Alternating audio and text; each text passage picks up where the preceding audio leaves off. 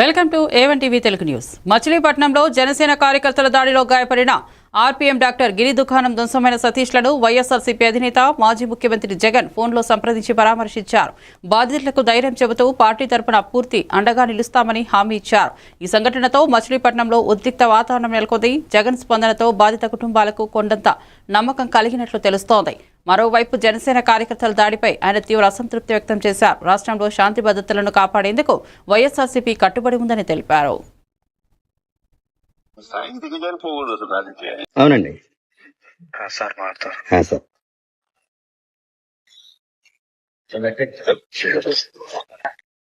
Hello sir నమస్తే sir. నమస్తే నమస్తే కిరణ్, ఇప్పుడే సార్ పొద్దున చూసిన పేపర్ చూసినట్టు సార్ సార్ సాయంత్రం చనిపోకూడదు దానికి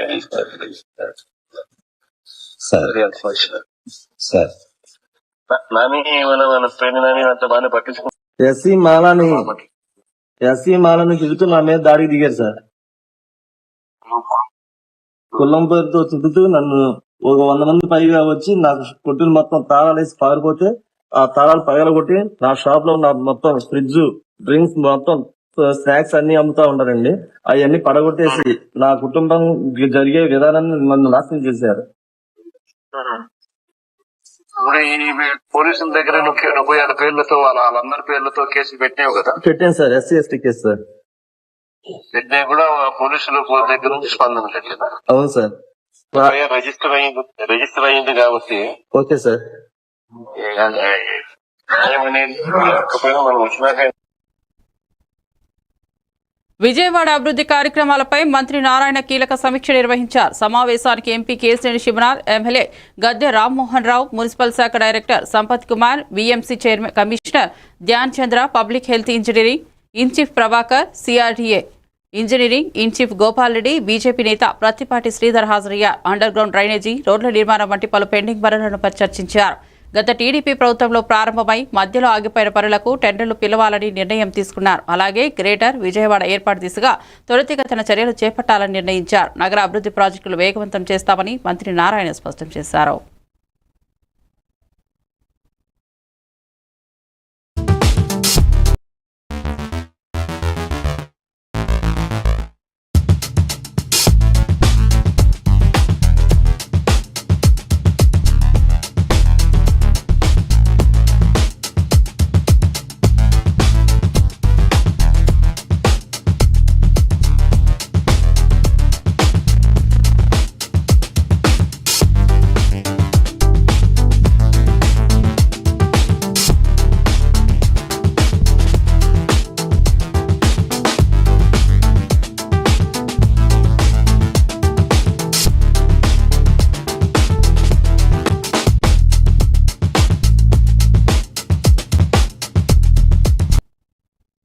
హెచ్ఎంఎస్ గౌరవ అధ్యక్షురాలుగా ఎంపికైన కల్వకుంట్ల కవితను హెచ్ఎంఎస్ జాగృతి సంస్థలు ఘనంగా సత్కరించాయి. ఈ సందర్భంగా కవిత సింగరేణిలో అవినీతి భరించలేనిదని ఆగ్రహం వ్యక్తం చేశారు. ప్రతి కాంట్రాక్ట్లో 25% వరకు అవినీతి జరుగుతోందని, అందులో 10% వాటా కాంగ్రెస్ పెద్దలకు వెళ్తోందని ఆరోపించారు.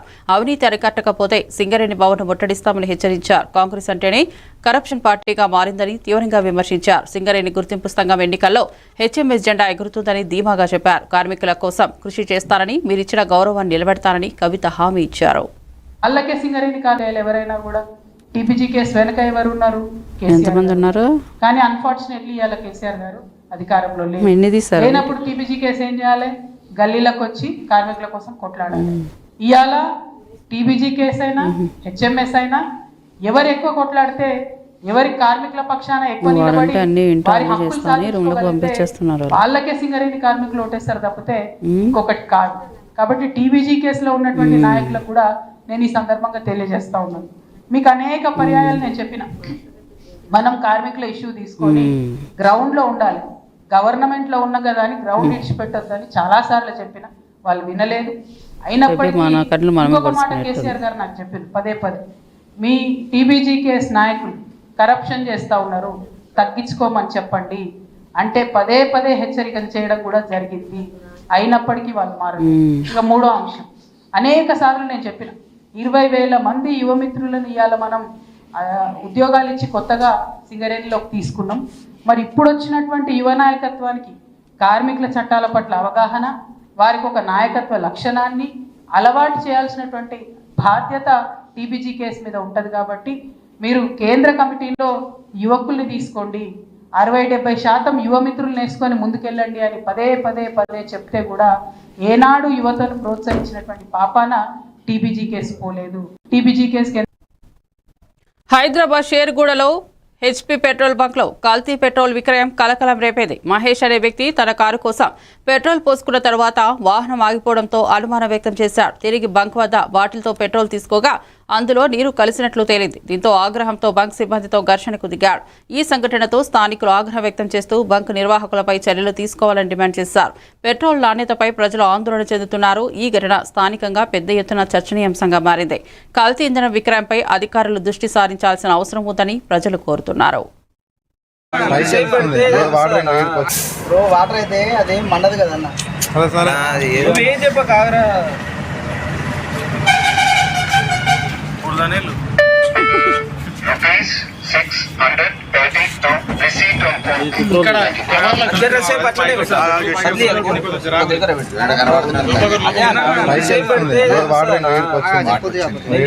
వాటర్ అయితే మనం ఇప్పుడు మొత్తం పెట్టిన నేను చెయ్యి మొత్తం పెట్టిన చెయ్యి వాటర్ అయిందనుకో మన చెయ్యి ఆరదు. మేము కావాలంటే ఇప్పుడు ఏంది తీసుకొని సైడ్ పోయి మంట పెడతాం.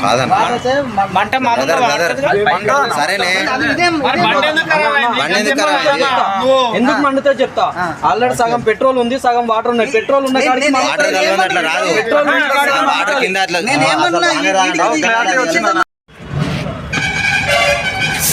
వాటర్ అయితే అదేం మండదు కదన్న.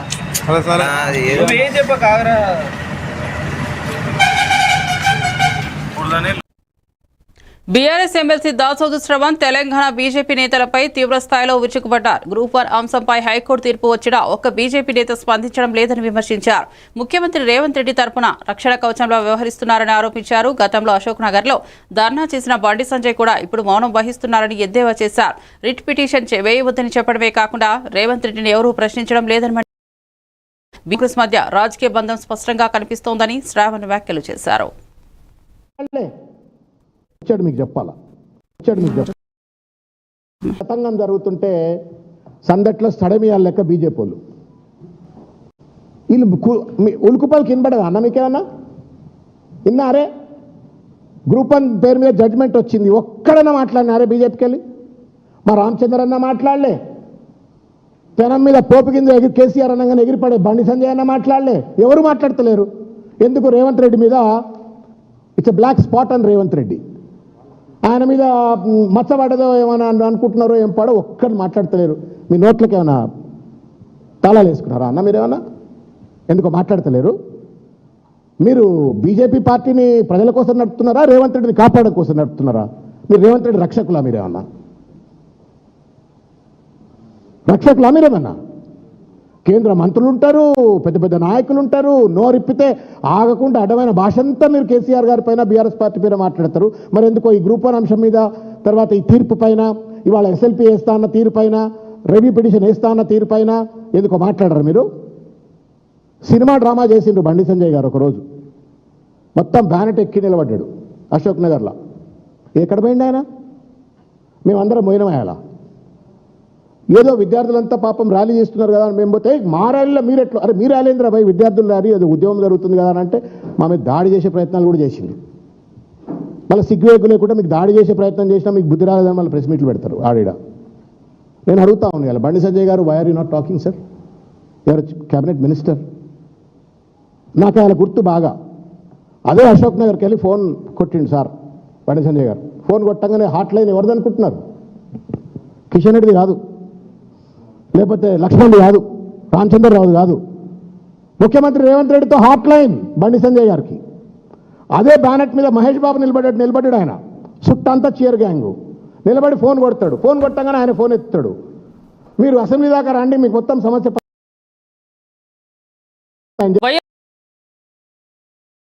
జనసేన అధినేత పవన్ కళ్యాణ్ పై తీవ్ర జనసేన దాడి ఇలా ఏకి రాలేదని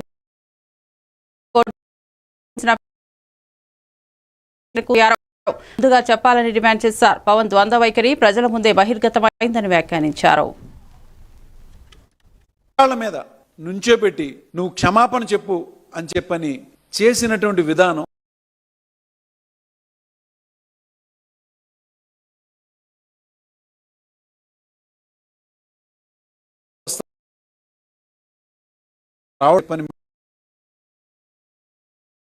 రావట్లేదా?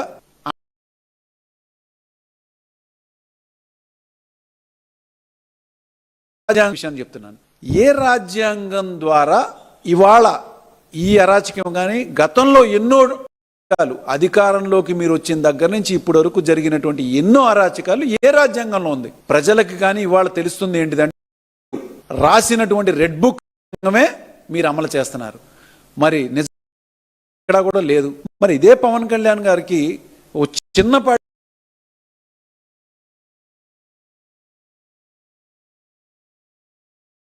అంటే అత్యవసరమైన పుస్తకం ఏది ఉందంటే అదే రాజ్యాంగం. మీరు చదవండి.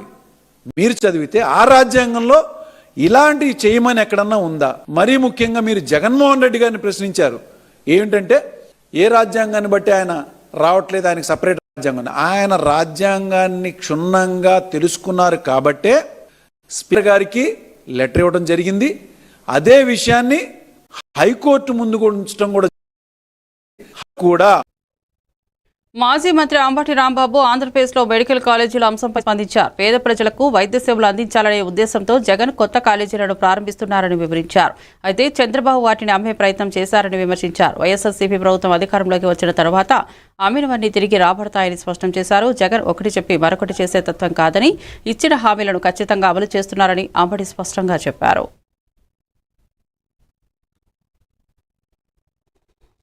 ఆయనకే తెలుస్తుంది కొన్ని రోజులుంటే. వాళ్ళ నారా చంద్రబాబు నాయుడు గారు చేస్తున్నారు. మీ అందరికీ గుర్తుండే ఉంటుంది.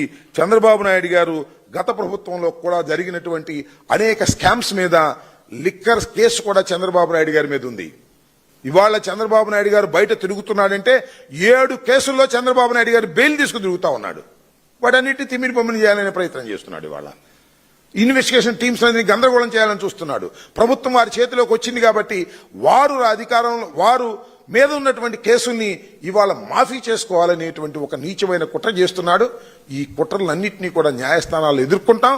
ఈ లిక్కర్ కేసు వ్యవహారంలో కూడా న్యాయస్థానాల్లో మేము చంద్రబాబు నాయుడు గారిని, ఈ ప్రభుత్వం చేస్తున్నటువంటి అన్యాయాలని ఎండగట్టేటటువంటి కార్యక్రమం చేస్తాం. మొన్న మీరు చూశారు, 3 ప్రధానమైన నిందితులకు బెయిల్ వచ్చేసింది. బెయిల్ వచ్చిన తర్వాత మళ్ళా కంగారు పడి అనేక గందరగోళాలు చేశారు. బెయిల్లో రిలీజ్ కాకుండా ఆపేటటువంటి ప్రయత్నం చేశారు. హైకోర్టుకి వెళ్లి బెయిల్ రద్దు చేయాలనేటువంటి కార్యక్రమం. మాజీ ఎంపీ వినోద్ కుమార్ తెలంగాణ రైల్వే లైన్ల అభివృద్ధి అంశంపై సీఎం రేవంత్ రెడ్డిపై విమర్శలు చేశారు. ఆదిలాబాద్ కు రైల్లో వెళ్లాలంటే మహారాష్ట్ర గుండా వెళ్లాల్సిన పరిస్థితి ఇప్పటికీ కొనసాగుతోందని వ్యాఖ్యానించారు. ఎంపీగా ఉన్నప్పుడు సర్వే, డిపిఆర్ సిద్ధం చేయించామని గుర్తు చేశారు. ఆదిలాబాద్, నిర్మల్, ఆర్మూర్లకు రైల్వే లైన్ ప్రతిపాదించాలని తెలిపారు. అలాగే కరీంనగర్, హుజూరాబాద్, కాజీపేట రైల్వే లైన్ ప్రాజెక్టును రేవంత్ విస్మరించారని చెప్పారు. కాంగ్రెస్, బీజేపీ ఎంపీలు కృషి చేసి ఈ రైల్వే లైన్ పనులు పూర్తి చేయాలని విజ్ఞప్తి చేశారు. ఇంట్లో తెలియదు, ఎక్కడో దగ్గర అయితే చాలా డీటెయిల్గా రివ్యూ మీటింగ్ పెట్టినరు.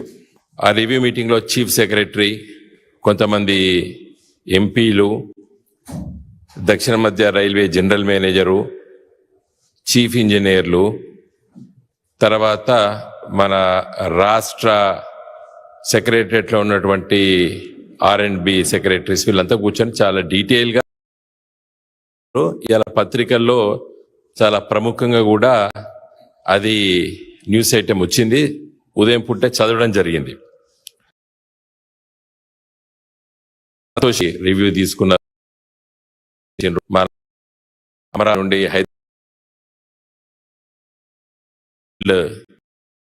రోడ్డు చర్చించారు.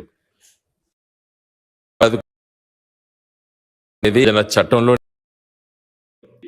ఒక గ్రీన్ ఫీల్డ్ రోడ్ వేయాలని, సరే అవన్నీ కూడా చర్చించిండ్రు. అయితే అతి ముఖ్యమైనటువంటి 2 విషయాలను చర్చిండ్రు. తెలంగాణ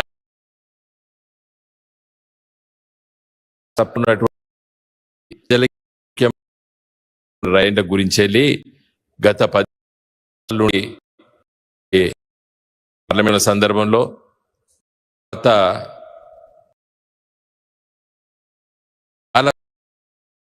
బీఆర్ఎస్ అధ్యక్షుడు గెల్లు శ్రీనివాస్ యాదవ్ గ్రూప్ 1 అంశంపై కాంగ్రెస్ ప్రభుత్వాన్ని తీవ్రంగా విమర్శించారు. హైకోర్టు డివిజన్ బెంచ్ కు అప్పీల్ ఎందుకు వెళ్తున్నారు, జీవో 29 ఎవరికి ఉపయోగం కోసం తెచ్చారో స్పష్టత ఇవ్వాలని డిమాండ్ చేశారు.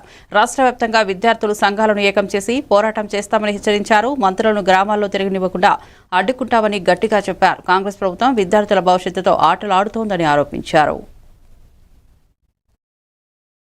బుద్ధి రాదని చెప్పి ఇవాళ మేము ప్రశ్నిస్తా ఉన్నాం. ఎందుకు మీరు బేసజాల పోతున్నారు? డివిజన్ బెంచ్ పోవాల్సిన అవసరం మీకు అని చెప్పి హైకోర్టు చాలా స్పష్టంగా చెప్పింది. పబ్లిక్ సర్వీస్ కమిషన్ అసలు నిబంధనలకు విరుద్ధంగా, నోటిఫికేషన్ విరుద్ధంగా ఇవాళ ఫలితాలు ఎగ్జామ్ పెట్టడం కానీ, ఫలితాలు విడుదల చేయడం కానీ ఇవన్నీ తప్పిదాలని చెప్పి హైకోర్టు చెప్పినాక కూడా ఈ పబ్లిక్ సర్వీస్ కమిషన్కి ఇంకా బుద్ధి రాదా?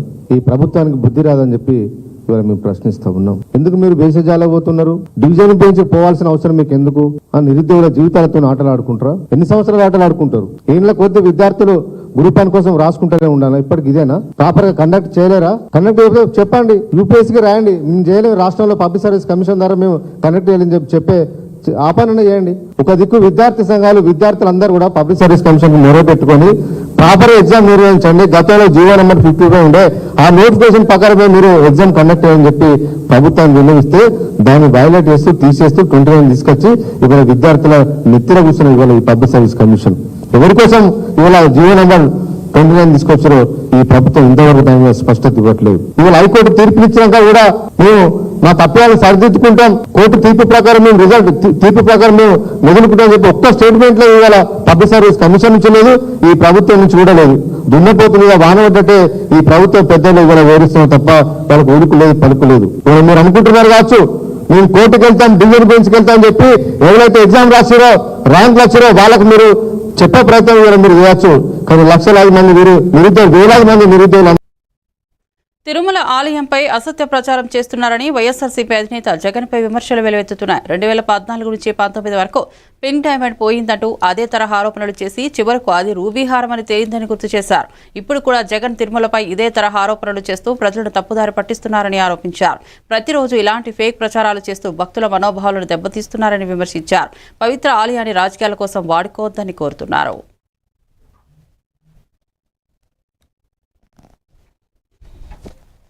ఆల్రెడీ ఎక్స్పీరియన్స్ ఒక అబద్ధాన్ని చెప్పించగలిగినటువంటి సమర్థత వైసీపీ పార్టీ ఫేక్ పీపుల్. చివరికి ఆయన సర్దుకుని ఇది నేను ఆ రోజున అనాల్సిన పరిస్థితుల్లో నేను చెప్పానని చెప్పి బాధపడుతూ ఆయన స్టేట్మెంట్ ఇవ్వడం జరిగింది. దానికి సంబంధించింది ఆర్కాలజీ సర్వే ఆఫ్ ఇండియా, ఇది ఆర్కాలజీ సర్వే ఆఫ్ ఇండియా ఇచ్చిన రిపోర్ట్స్. వాళ్ళు ఏం చెప్పారయ్యా అంటే ఇది పింక్ డైమండ్ కాదు, ఇదిగో ఈ నీలం, ఇది మైసూరు మహారాజు గారు వాళ్ళ పిల్లాడు మెడలో వేసుకున్నటువంటి హారాన్ని టీటీడీకి ఇచ్చారు అని చెప్పి చెప్పడం జరిగింది. ఇదిగోండి ఇక్కడ కనపడుతుందే, ఇదే ఈ అయ్యవారి మెడలో ఉన్నటువంటిది, ఇదే. ఇప్పుడేం మాట్లాడతారు? దీనికి ఎవరు సమాధానం చెప్తారు? ఫేక్ ముఖ్యమంత్రి, మాజీ ముఖ్యమంత్రి గారు సమాధానం చెప్తారా? లేకపోతే ఫేక్ ముఖ్యమంత్రి గారితో తిరుగుతూ ఉన్నటువంటి మీరు సమాధానం చెప్తారా? గత ప్రభుత్వంలో చంద్రబాబు నాయుడు గారు 2014-19 మధ్యలో అధికారంలో ఉన్నప్పుడు మీరు ఒక మాట అన్నారు. పాపం ఆయన చూస్తే నాకెంతో బాధేస్తుంది. ఎట్లా చెప్పించారో రమణ దీక్షితులు ప్రధాన పూజారి నోటి నుంచి కూడా ఒక అబద్ధాన్ని చెప్పించిన సమర్థత. ఫేక్ పార్టీ అంటే YCP. Bhuvanagiri MP Chamala Kiran Kumar Reddy Telangana IT మంత్రి కేటీఆర్ పై తీవ్రస్థాయిలో విమర్శలు చేశారు. 60 మంది ఎమ్మెల్యేలను కాజేసినప్పుడు మౌనంగా ఉన్న కేటీఆర్ ఇప్పుడు నీతులు చెప్పే అర్హత లేదని ఎద్దేవా చేశారు. అప్పటి పరిస్థితుల్లో రాజకీయ ప్రయోజనాల కోసం ఎమ్మెల్యేల కొనుగోలు జరిగాయని గుర్తు చేశారు. ఇప్పుడు మాత్రం ప్రజలకు బోధనలు చెప్పే కేటీఆర్ వైఖరి ప్రశ్నించారు. కేటీఆర్ వ్యాఖ్యలు పూర్తిగా ద్వంద్వ వైఖరికి నిదర్శనమని విమర్శించారు.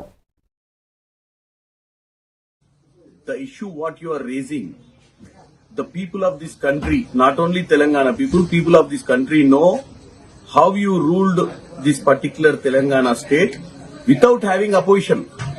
You have derailed all the political parties.